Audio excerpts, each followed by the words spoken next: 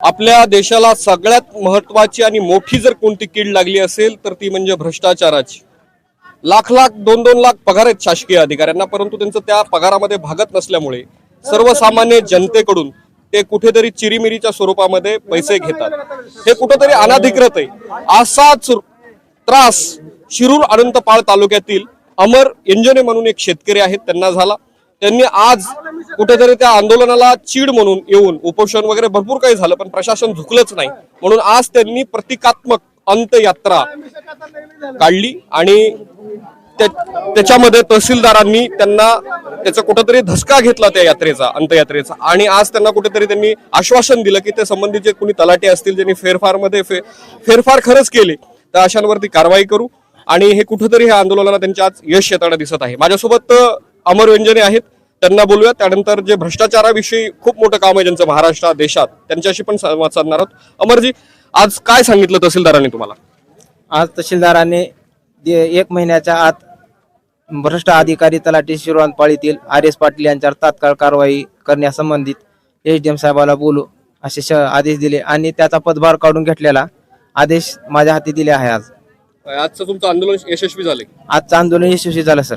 माझ्यासोबत दुसरे जे भ्रष्टाचाराविरुद्ध ज्यांचं खूप मोठं असं काम आहे, मोहीम आहे, जे प्रदीप खंडापूरकर बाबा त्यांना म्हणून संबोधतात ते आहेत। सर, हे आंदोलनच नेहमी का करावे लागतात जनतेला? हे तलाठी जात जी आहे या जगाच्या पाठीवर एवढी वाईट जात आहे। या लोकांना आता तुम्ही म्हटल्याप्रमाणे प्रचंड मोठ्या पगारी आहेत, पण शेतकऱ्याचं रक्त पिळले जात आहे।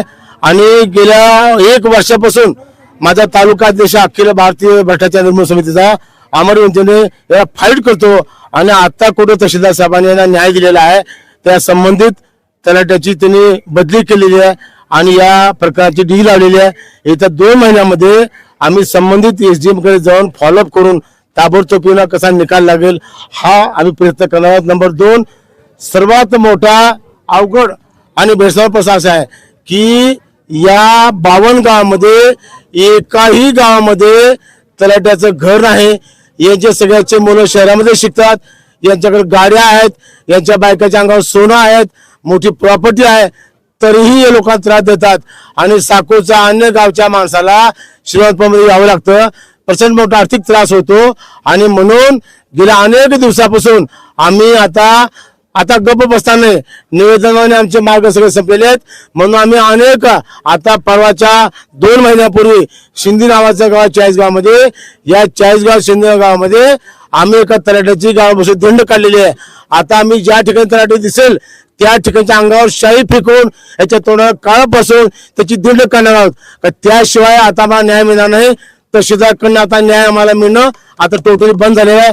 आता आम्ही हातामध्ये बूट घेऊन हा आम्ही विषय करणार आहोत। जनता जनार्दन आहे आणि आज आपण पाहिलं की एवढ्या जनतेच्या रेट्या पुढे तहसीलदारांना नमतं घ्यावं लागलं आणि एका शेतकऱ्याला शिरूर अनंतपाळचा न्याय मिळताना कुठेतरी दिसत आहे। व्हिडिओ जर्नलिस्ट सोबत मी परमेश्वर सोनवणे, दर्पण मीडिया, शिरूर अनंतपाळ, लातूर।